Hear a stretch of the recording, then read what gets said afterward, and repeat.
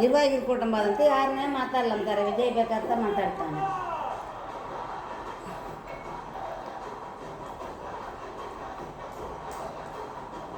ಇವ್ರು ಯೂಟ್ಯೂಬ್ಲಿ ಹಾಕಾದಾರ ನೋಡ್ಲಿಂತ ಇವ್ರನ್ನ ಸರ್ವ್ ಮಾಡಿ ಒಂದು ಕೊಡೋಣ.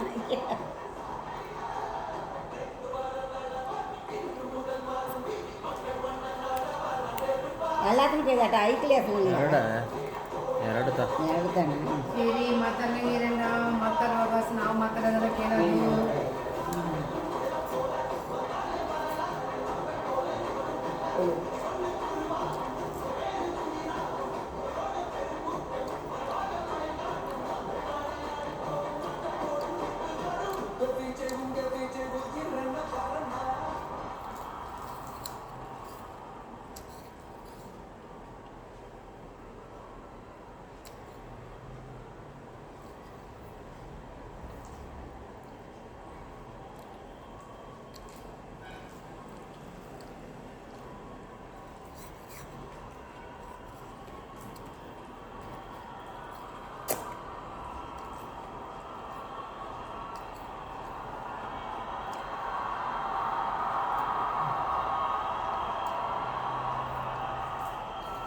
எங்க ஓட்டு எங்க உரிமை.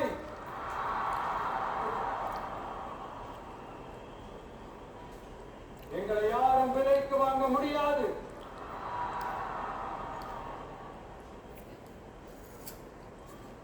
எங்க ஓட்டு விசில் சின்னத்துக்கு தான்.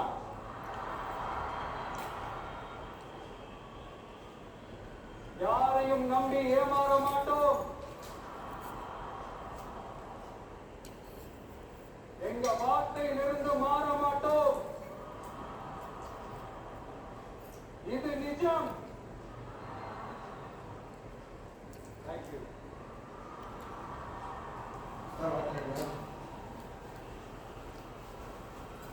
ஒரு குட்டி கதையிலிருந்து ஆரம்பிப்போமா?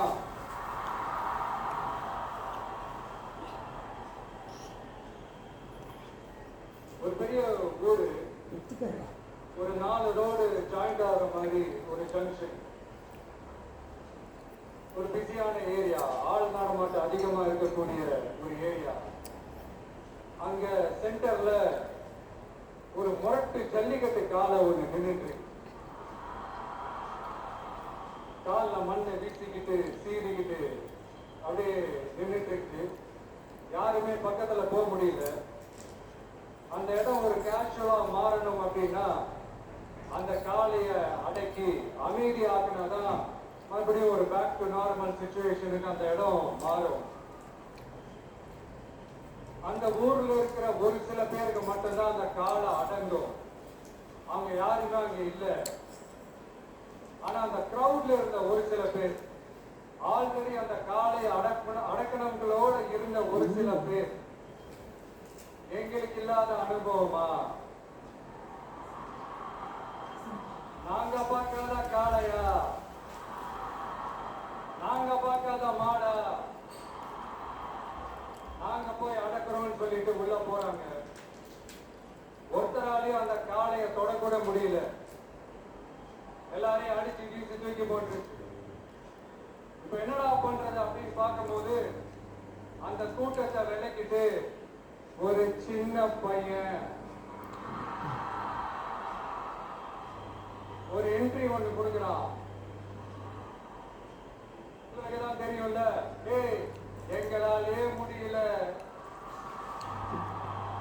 நீ எல்லாம் என்னத்தை போய் கிழிக்க போற, எங்களுக்கு அவ்வளவு அனுபவம் இருக்குது, நாங்களே அடிபட்டு ஓரமா படுத்து கிடக்கிறோம், இவன் விளையாட்டு தனமா ஏதோ பண்ணிட்டு கிடக்கிறான், பாவம் அந்த காலை கிட்ட போய் அடிபட்டு சாவ போறான், பச்சா பையன், அந்த பையன், இந்த பையன், அண்டர் எஸ்டிமேட் பண்றது, ஏளனமா பேசுறது, இப்படி ஒரு பக்கம்.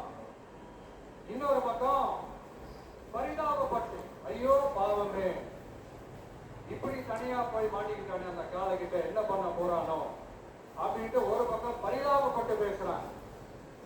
அந்த சின்ன பையன் எதுவுமே காதலையே போட்டுக்காம 2 பாக்கெட்லயும் கையை விட்டுக்கிட்டு ஸ்டைலா கெட்டா தில்லா அப்படியே உள்ள போறான். ஒரு ஸ்டெப் எடுத்து வைக்கிறான், அந்த கால் அப்படியே சீறிக்கிட்டே நின்றுட்டு இருக்குது. இன்னொரு ஸ்டெப் எடுத்து வைக்கிறான், கால் அப்படியே சீறிக்கிட்டே முன்னாடி வருது. மக்கள் எல்லாரும் பதட்டத்தோட அப்படியே பார்த்துட்டு இருக்கிறாங்க. இன்னொரு ஸ்டெப் எடுத்து வைக்கிறான், கால் அப்படியே முட்டை வரும்போது பாக்கெட்டுக்குள்ள மறைச்சு வச்சிருந்த 2 புல்லு கட்டு அது அந்த காலை கிட்ட காட்டான். கால் அப்படியே சடனா வந்து நின்று அது மூடெல்லாம் மாறி அந்த புல்லுக்கட்டை சாப்பிட ஆரம்பிச்சு. அந்த சின்ன பையனும் அந்த காலை அப்படியே தடவிக்கிட்டு வரான். காலையும் பக்கத்துல ஒரு குழந்தை மாதிரி நடந்து வந்துகிட்டு வருது. பக்கத்துல இருந்த ஒரு வயல்வெளியில அந்த காளையை மேய விட்டுட்டு வரான். மக்கள் எல்லாரும் அந்த பையனை ஆச்சரியமா பாக்குறாங்க. அந்த அடிபட்டு கிடந்த அந்த அனுபவசாலிங்க தலைய தொங்க போட்டு நின்றுட்டு இருக்கிறாங்க. ஏன்னா பேசுற பேச்சு அப்படி. வாய் இருக்கின்றதுக்காக நக்கலுமா நையாண்டியுமா நச நச நச நசன் ஒரே பேச்சு. என்ன பண்றது? தலையை குனிஞ்சு அப்படியே நின்றுட்டு இருக்கிறாங்க. அங்க ஒரு பெரியவர் வர வந்து அந்த பையன் கிட்ட கேட்கிறாரு, எப்படிப்பா இப்படி ஒரு முரட்டு காலை சீரிக்கு நின்றுட்டு இருந்தது, எப்படி அந்த காலை அடக்கணும் அப்படின்னு கேட்டதுக்கு அந்த பையன் சொல்றான், ஐயா எனக்கு அந்த காளையை பார்த்தா கோபமா இருந்த மாதிரி எல்லாம் எனக்கு தெரியல, அந்த காலை பசியோட இருந்த மாதிரி இருந்தது. அதனாலதான் அந்த புல்லுக்கட்டை காமிச்ச உடனே ஓகே நமக்கு தேவையானது கிடைச்சிருச்சு அப்படின்ன உடனே அந்த புல்லுக்கட்டை சாப்பிட்டுட்டு நம்மளோட அப்படியே ஜாலியா வாக்கிங் வந்துருச்சு அப்படின்னு சொன்னான். இத கேட்ட அந்த பெரியவர் சொன்னாரா, இந்த சின்னவங்க பெரியவங்க அனுபவம் இருக்கிறவங்க அனுபவம் இல்லாதவங்க இதெல்லாம் விஷயமே கிடையாது. யாரா இருந்தாலும் அந்த சூழலுக்கு ஏத்த மாதிரி அந்த சிச்சுவேஷனுக்கு தகுந்த மாதிரி என்ன பண்ணி அந்த ப்ராப்ளம சால்வ் பண்றான், ஏது பண்ணி அந்த ப்ராப்ளம சால்வ் பண்றான், அதுதான் விஷயமே, அதுதான் மேட்ரு.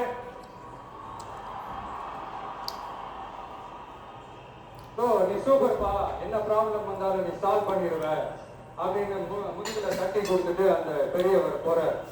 இப்போ அந்த கதையில அந்த முரட்டு ஜல்லிக்கட்டு காலதான் நம்ம தமிழ்நாட்டு அரசியல் களம். அந்த பெரியவர் தான் நம்ம தமிழக மக்கள். அந்த பாக்கெட்டுக்குள்ள ஸ்டைலா தில்லா கெத்தா ஒட்ட உள்ள வந்தா பாருங்க, அவன் தான்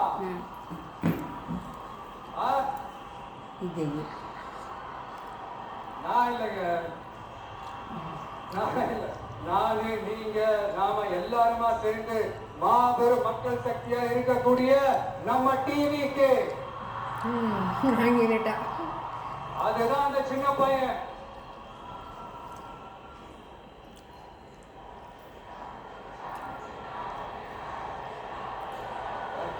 Thank you.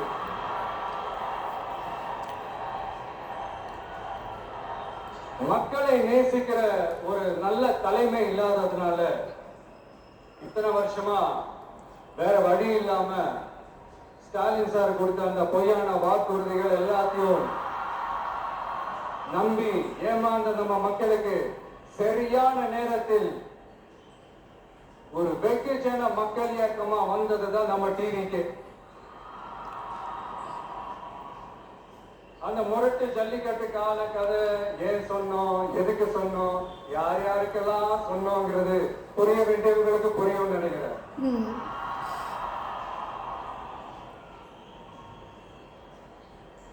இப்போ நாம ஒவ்வொரு வீட்டுல உயிரா உணர்வா இருக்கிறோம். ஆனா நான் வந்து உங்க எல்லாரையும் நேர்ல சந்திக்கணும், நீங்க இருக்கிற ஊருக்கே வந்து உங்களை சந்திக்கணும் அப்படின்றதுதான் எனக்கு மனசுல இருக்கிற ஒரு பெரிய ஆசை. ஆனா அந்த சிச்சுவேஷன் ஒரு எதிர்கட்சியா இருந்து கேள்வி கேட்டுட்டு இருக்கிற இந்த நேரத்துல நமக்கு எதிராக என்ன சூழ்ச்சிகள்லாம் நடக்குதுன்றது உங்க எல்லாருக்குமே நல்லா தெரியும். அதனால இப்ப உங்களுக்கு ஒரு வாக்குறுதியை கொடுக்கிறேன், நம்மளுடைய ஆட்சி அமைஞ்சதும் ஒவ்வொரு கிராமத்துக்கும் நான் நேரடியா வந்து என்னுடைய சொந்தங்களாகிய உங்க எல்லாரையும் நான் சந்திக்கிறேன்.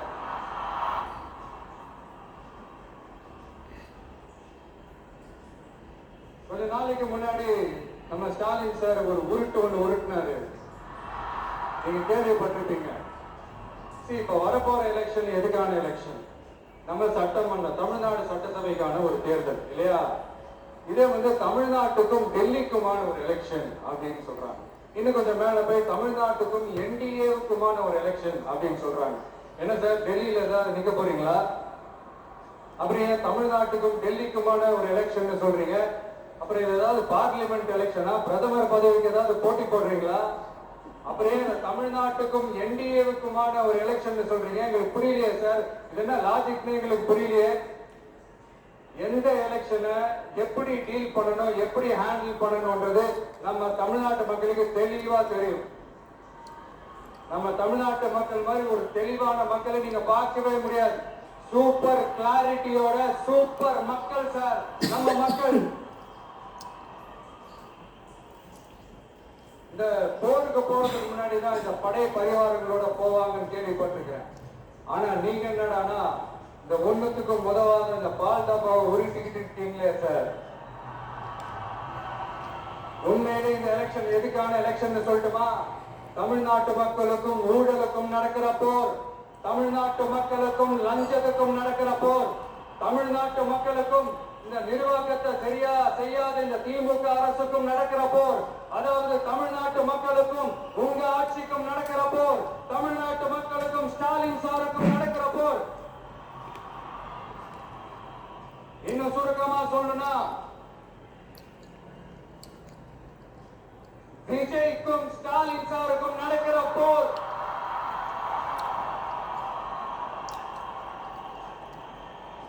இதுக்கு நடுவுல என்ன என்டிஏ, டெல்லி, இதெல்லாம் என்ன லாஜிக்னே புரிய மாட்டேங்குது சார். தமிழ்நாடு தான் விஜய், இந்த விஜய் தான் தமிழ்நாடு. தூய சக்தி டிவிகேவுக்கும் தீய சக்தி டிஎம்கேவுக்கும் தான் இந்த போர்.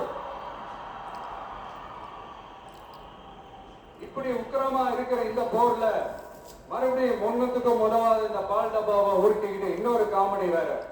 அது என்னன்னா, அவரோட ஆட்சியில தான் தமிழ்நாடு சூப்பர் ஸ்டார் மாநிலமா இருக்குதான். கரெக்ட், தமிழ்நாடு சூப்பர் ஸ்டார் மாநிலம் தான். காமராஜர் அவர்கள் டைம்ல, அண்ணா அவர்கள் டைம்ல, எம்ஜிஆர் அவர்களோட ஆட்சியில. இன்னைக்கு ஒண்ணுத்துக்கும் உதவாத இந்த உல்டா மாடல் ஆட்சியில தமிழ்நாடு சூப்பர் ஸ்டார் மாநிலமெல்லாம் ஒண்ணு இல்ல, சூப்பர் ஸ்டாண்ட் அப் காமெடிக்காரர் நடத்துற மாநிலமா மாறிடுச்சு. மக்களே, உங்களுக்காக மட்டுமே தான் வர தடைகள், சதிகள், சூழ்ச்சிகள் எல்லாத்தையும் தாண்டி இந்த 2026 இந்த தேர்தல்ல டிவிக்கு தில்லா நிற்கும்.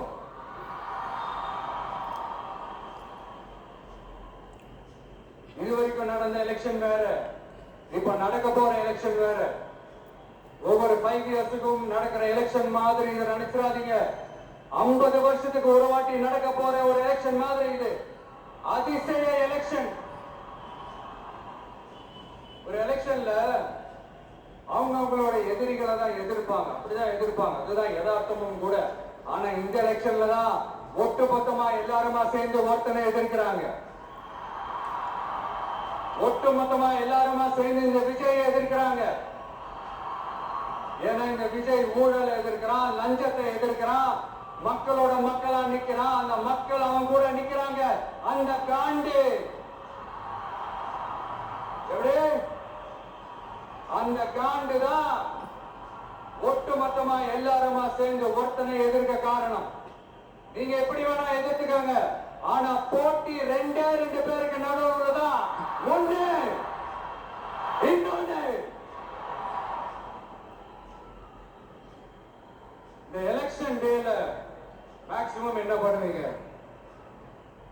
போவீங்க, ஓட்டு போடுவீங்க, வருவீங்க, அவ்வளவுதான் உங்களுடைய பார்ட்டிசிபேஷன். ஆனா இந்த எலெக்ஷன்ல நீங்க பங்கெடுத்துக்க போறீங்க. எஸ், உங்க வீட்டுல இருக்கிற ஒரு விஜய் தான், உங்க வீட்டுல இருக்கிற ஒரு விஜய் தான் வேட்பாளரா நிக்க போறாங்க. உங்க வீட்டுல நிக்கிற ஒரு வேட்பாளர்னா அப்ப உங்க வீட்டுல இருக்கிற மத்தவங்க எல்லாருமே வாக்காளர்கள் தானே. உங்க அம்மா, உங்க அப்பா, உங்க அண்ணன், உங்க தம்பி, உங்க சொந்த டிவிக்கு வேட்பாளர் அப்படின்னா அப்ப உங்க ஓட்டு விசில் சின்னத்துக்கு தானே எல்லாருக்குமே தெரியும். ஏன், நம்மளோட எதிரிகளுக்கு கூட அது நல்லாவே தெரியும். அதனாலதான் நமக்கு எதிராக அவ்வளவு அவதூறு புறப்படுறாங்க. என்னென்ன அவதூறு பரப்புறாங்கன்றது உங்களுக்கே நல்லா தெரியும். ஆனா அவங்களுக்கு தெரியாது என் மேல அவதூறு பரப்புனா அது மக்கள் மேல அவதூறு பரப்புற மாதிரின்னு. எனக்கு அரசியல் தெரியலன்னு சொன்னா அது மக்களுக்கு அரசியல் தெரியலன்னு சொல்ற மாதிரின்னு. என்ன அசிங்கமா பேசுனா அது மக்கள் அசிங்கமா பேசுற மாதிரின்னு. எனக்கு எதிராக செய்யற ஒவ்வொரு செயலும் அது மக்களுக்கு எதிராக செய்யற செயல் அவங்களுக்கு தெரியாம போச்சு. இந்த விஜயம் மக்களும் வேறு வேறு இல்லை. இந்த விஜயம் மக்களும் ரத்தமும் சதையும் மாறி உடலும் உயிரும் மாறி ஒன்னிலிருந்து ஒண்ண பிரிக்கவே முடியாது. எஸ், சென்சிட்டிவான சென்டிமெண்ட், அது சென்சிட்டிவான சென்டிமெண்ட்.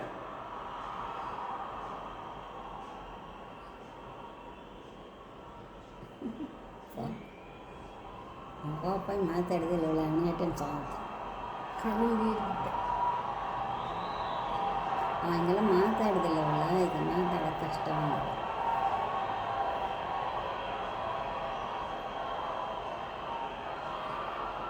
ಗಂಟ್ಲು ಇದಾಗಿರೋದು.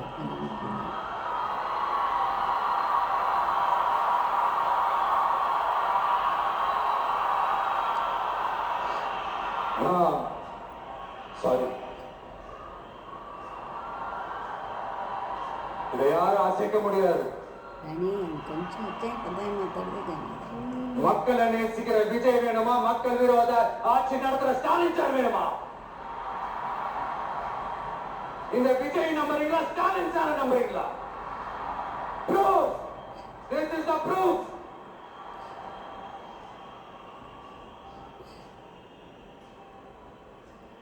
இந்த தீய சக்தி, ஊழல் சக்தி, இதெல்லாம் ஏன் சொல்றோம், எதுக்கு சொல்றோம், யார சொல்றோம்ன்றதெல்லாம் மக்களுக்கு தெளிவாக தெரியும். அதே மாதிரி டிவிகேவுக்கு போட்டி டிஎம்கே தான்றதும் மக்களுக்கு தெளிவா தெரியும். அப்படி இருக்கும்போது நாம ஏதாவது பேசினா வாண்டடா சில பேர் வந்து வண்டியில ஏறி உட்காந்துக்கிறாங்க. ஆமா, வாண்டடா சில பேர் வண்டியில ஏறி உட்கார்ந்துக்கிட்டு குரல் கொடுக்குறாங்க.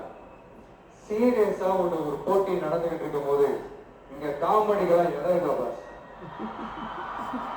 மக்களுக்கு தெளிவா தெரியும். இந்த நேரத்துல ஒரு சீரியஸ் கேள்விய இன்னைக்கு இருக்கிற மிகப்பெரிய அரசியல்வாதிகள் கிட்ட கேட்கணும்னு நான் நினைக்கிறேன். நீங்க அரசியலுக்கு வர்றதுக்கு முன்னாடி உங்ககிட்ட இருந்த சொத்து எவ்வளவு? அரசியலுக்கு வந்ததுக்கு அப்புறம் இன்னைக்கு உங்ககிட்ட இருக்கிற சொத்து எவ்வளவு? அதை ஓப்பனா டிக்ளேர் பண்ண முடியுமா? அப்படி வந்த காசெல்லாம் என்னென்ன தொழில் செஞ்சு வந்துச்சு, என்ன வேலை செஞ்சு வந்துச்சு, உண்மையிலே நீங்க உழைச்சி சம்பாதிச்ச காசா, இல்ல ஆட்சி அதிகாரத்துக்கு வந்ததுக்கு அப்புறம் ஆட்டைய போட்ட காசா? இதெல்லாம் ஓப்பனா டிக்ளேர் பண்ண முடியுமா? இதெல்லாம் நம்ம கேட்டா எல்லா ஊழல்வாதிகளும் ஒன்னா சேர்ந்து நம்ம மேல சேத்தவாரி பேசுவாங்க. அது பத்தில நமக்கு கவலை இல்லை. ஏன்னா நாம யாருன்னு மக்களுக்கு நல்லாவே தெரியும். எனக்கு ஒரு புது ஃப்ரெண்ட், புது நண்பர் ஒருத்தர் கிடைச்சிருக்காரு. யார் தெரியுமா? தெரியாதா? முதல்வர் அவர்கள் தான். இப்ப ஒரு நிருபர் ஒருத்தர் கேட்ட கேள்விக்கு எனக்கு எதிரிகள்லாம் யாரும் இல்லை, அவங்க எல்லாருமே எனக்கு நண்பர்கள் தான் அப்படின்னு சொன்னாங்களே. அப்படி நாங்களாம் உங்களுக்கு நண்பர்கள் தான், அப்புறம் ஏன் சார் கரூர் விஷயத்துல ஏன் மேல பழகி தூக்கி போட்டீங்க?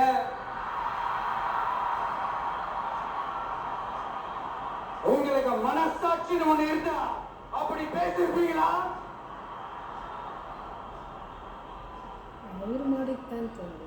அப்படி நாங்களாம் உங்களுக்கு நண்பர்கள் தான்.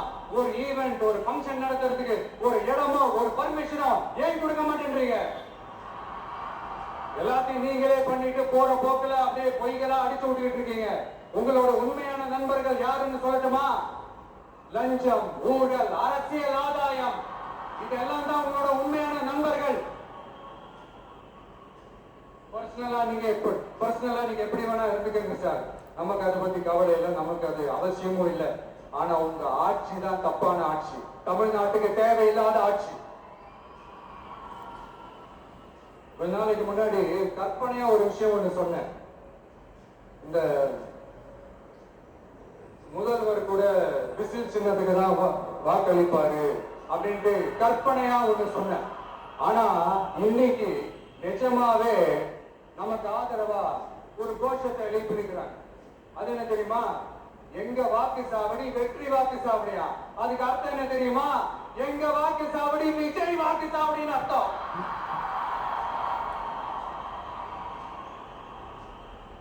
அது சரி, மக்களோட இந்த ஆதரவை பார்த்துட்டு அவர் அறியாமலே எப்படி பேசிட்டாரு என்னமோ தெரியல. 50 வருஷம் எக்ஸ்பீரியன்ஸ் அரசியல்ல, உண்மை என்னன்னு ஒத்துக்கிட்டு தானே ஆகணும்.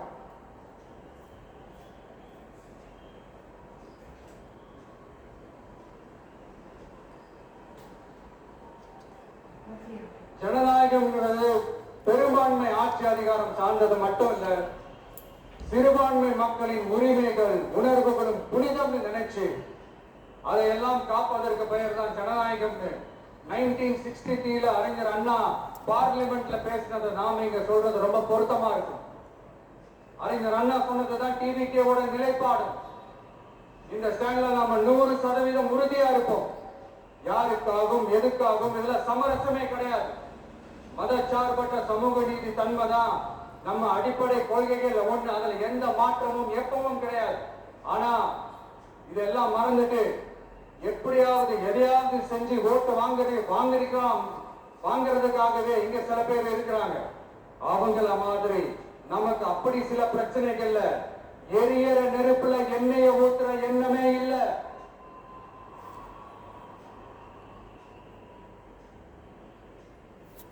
இங்க சில அரசியல் கட்சிகளும் சில அரசியல் தலைவர்களும் ஒரு சில நேரங்களில் அமைதியா இருந்தாலே போதும், ஒரு பிரச்சனை வர. இப்போ கரண்ட்ல இருக்கிற சில பிரச்சனைக்கு வருவோம். இந்த கரண்ட் பிரச்சனைக்கு வருவோம். மாசம் மாசம் கரண்ட் பில் கட்டுற மாதிரி மாத்துவோம்னு சொன்னீங்களே, செஞ்சீங்களா? நிறைய வீடுகள்ல 100 யூனிட் தான் அந்த கரண்ட் செலவாகுது ஒரு மாசத்துக்கு. மாசம் மாசம் நீங்க அந்த பில்லு கொடுத்தீங்கன்னா அவங்களுக்கு அது ஃப்ரீ ஆயிடும். அவங்க அந்த காசு கட்ட தேவையே இல்லை. ஆனா 2 மாசத்துக்கு ஒரு வாட்டி அந்த பில்லு கொடுத்தீங்கன்னா, இப்ப சப்போஸ் அது 200 யூனிட்டுக்கு மேல போச்சுன்னா அது அவங்களுக்கு ஒரு மிகப்பெரிய சுமை தானே. இது என்ன கணக்குல எடுத்துக்கிறது? ஒரு மாதிரி ஒரு மாடர்ன் கரப்ஷன் அப்படின்னு எடுத்துக்கலாமா? அடுத்து பஸ் வசதி. நிறைய கிராமங்கள்ல பஸ் வசதி இல்லைன்னு சொன்னா இந்த ஒட்டுமொத்த திமுக அரசும் கத்திக்கிட்டு வந்துருவாங்க. நாங்க பஸ் விடாத கிராமங்களே இல்ல அப்படின்னு சொல்லுவாங்க. அப்படி அது உண்மை அப்படின்னா முதல்வர் அவர்கள் கிட்ட நம்ம தங்கச்சி ஒருத்தவங்க ஒரு கேள்வி கேட்டாங்களே, எங்க ஊருக்கு ஒரு மினி பஸ்ஸாவது விடுங்க சார் அப்படின்னு கேட்டாங்களே, அது என்ன கணக்குல எடுத்துக்கிறது? நிறைய மலை கிராமங்கள்ல பஸ் வசதி இல்ல, நிறைய மலை கிராமங்கள்ல ஹாஸ்பிட்டல் வசதி இல்ல. இது ரெண்டுமே எவ்வளவு முக்கியமான ஒரு விஷயங்கள். பஸ் வசதியும் ஹாஸ்பிட்டல் வசதியும் இல்லாததுனால வீட்லயே பிரசவம் பார்க்கிற அந்த ஆபத்து இருக்குது. எவ்வளவு நியூஸ் பாக்குறோம். இதெல்லாம் என்ன கணக்குல சேர்த்துக்கிறது? அடுத்து இது எல்லா மீட்டிங்லயும் பேசுறதுதான் பெண்களுக்கு பாதுகாப்பு நம்பர் 1 இருக்குது தமிழ்நாட்டுல அப்படின்னு சொல்றாங்க. அப்புறம் அது என்ன பி சேஃப் மாடலா? பெண்கள் என்ன சொல்றாங்க தெரியுமா? அது பி சேஃப் மாடல் இல்ல, we are not safe model சொல்றாங்க.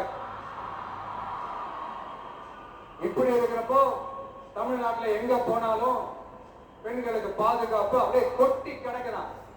இது சொன்னா எப்படி சார்? கேட்கிறவங்க என்ன கேசரி சாப்பிடுறாங்கன்னு நினைச்சீங்களா?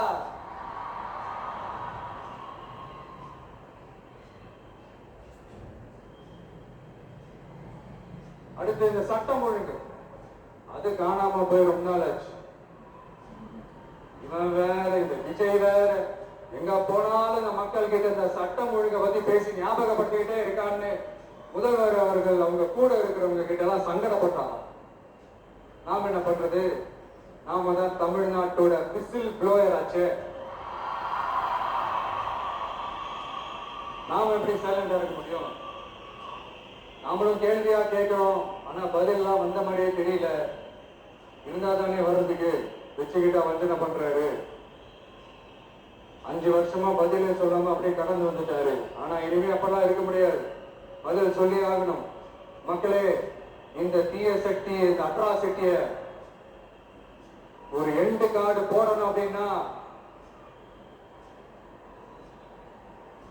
அவங்கள சுவிட்ச் ஆஃப் பண்றதுதான் ஒரே சொல்யூஷன். அதுக்கான ரிமோட் தான் வர போற எலெக்ஷன். அந்த ரிமோட்ல நீங்க அழுத்த வேண்டியது ஒரே ஒரு ஆப்ஷன். அதுதான் நம்ம விசில் சின்னத்தோட பட்டன். இந்த 4 விஷயத்தை நீங்க செஞ்சாலே போதும்.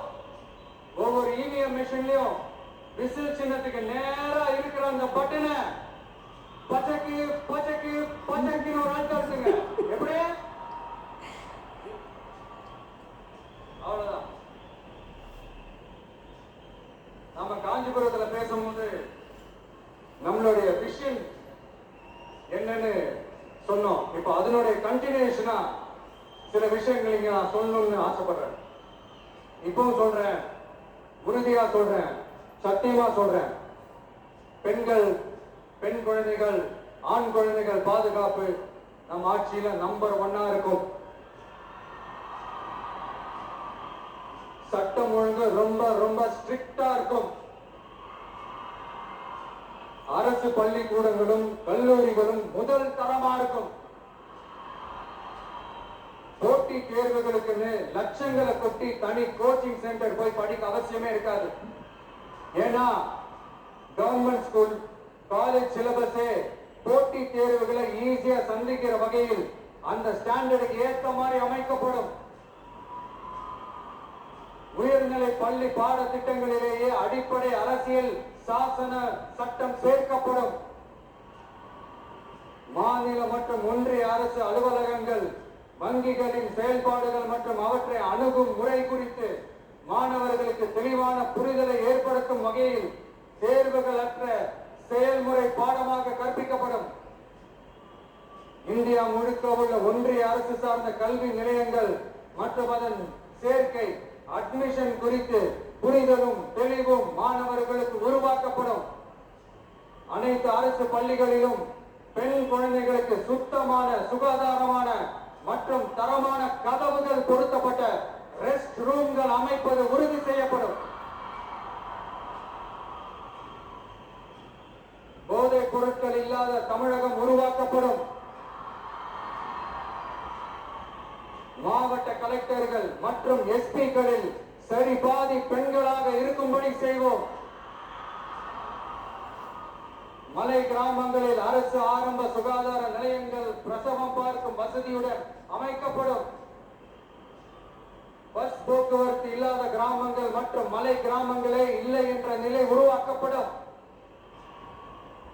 ஏற்கனவே அமைப்பு சாரா தொழிலாளர்கள் அமைப்பு இருந்தாலும் ஆட்டோ, டாக்ஸி மற்றும் லாரி டிரைவர்களுக்கென அவர்களின் நலன்களுக்காகவும் குடும்ப நலன்களுக்காகவும் தனியாக நல வாரியம் அமைக்கப்படும். தென் தமிழகம் உட்பட தமிழகத்தின் தேவையான பகுதிகளில் தொழிற்சாலைகள் அமைக்கவும் தொழில் வளம் பெருக்கவும் தனி கவனம் செலுத்தப்படும். விவசாயிகள், மீனவர்கள் மற்றும் நெசவாளர்களின் கருத்துக்களை அறிந்து அவர்களுக்கான திட்டங்கள் காலத்தின் தேவைக்கேற்ப உருவாக்கப்படும். இப்போ நம்ம ஸ்டாலின் சார் அறிவாலயம் பக்கத்துல யாரு நடந்து போனாலும், அறிவாலயம் பக்கத்துல யாரு நிழலுக்கு ஒதுங்கினாலும் கூட்டி நீங்க சேர்த்துக்கிறார். அந்த வச்சிருக்கிற பணத்துல ஒரு பங்கு ஒண்ணு கொடுத்து அதுக்கு பேர் வந்து கல்லாப்பட்டி கூட்டணின்னு வச்சிருக்கிறேன். இந்த கல்லாப்பட்டி கூட்டணியை ரொம்ப கஷ்டப்பட்டு சேர்த்திருக்கிறார்.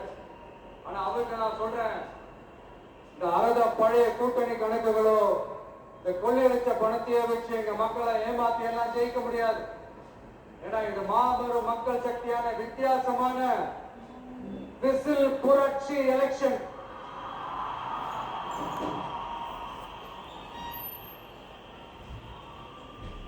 உங்களோட நான் இருக்கேன், நம்மளோட நம்ம மக்கள் இருக்கிறாங்க. இதுக்கு மேல என்ன வேணும்? கான்பிடென்டா இருங்க, நல்லதே நடக்கும், வெற்றி நிச்சயம். மீண்டும் சந்திக்கும் வரை நன்றி, வணக்கம். காட்டு